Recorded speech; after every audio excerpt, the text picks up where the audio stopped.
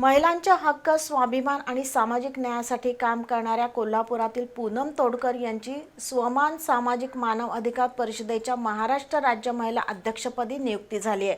त्यांच्या निवडीमुळे महिला सक्षमीकरणाच्या चळवळीला नवी ऊर्जा मिळाल्याची भावना व्यक्त होते आहे। दरम्यान महिलांचं स्वावलंबन आणि सक्षमीकरणासाठी राज्यभर विविध उपक्रम राबवू अशी ग्वाही नूतन अध्यक्षा पूनम तोडकर यांनी दिली।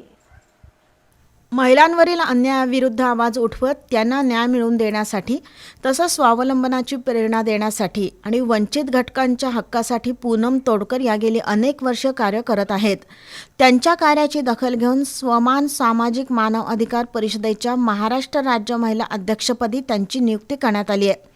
आपल्यावर सोपवलेली जबाबदारी हे केवळ पद नसून समाजाप्रती असलेली एक मोठी बांधिलकी आहे। महाराष्ट्रातील प्रत्येक महिलेला न्याय, सन्मान आणि सुरक्षिततेची हमी मिळावी, तसंच महिलांना स्वावलंबी आणि सक्षम करण्यासाठी राज्यभर उपक्रम राबवले जातील।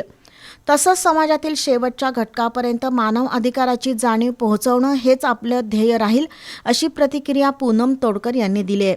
पूनम तोडकर यांच्या निवडीबद्दल सामाजिक, शैक्षणिक, राजकीय आणि विविध क्षेत्रातील मान्यवरांनी त्यांचं अभिनंदन करून शुभेच्छांचा वर्षाव केला। पूनम तोडकर यांच्या नेतृत्वाखाली स्वमान सामाजिक मानव अधिकार परिषद आगामी काळात राज्यभर मार्गदर्शन शिबिर आणि सामाजिक उपक्रम राबवणार असल्याची माहिती यावेळी देण्यात आली।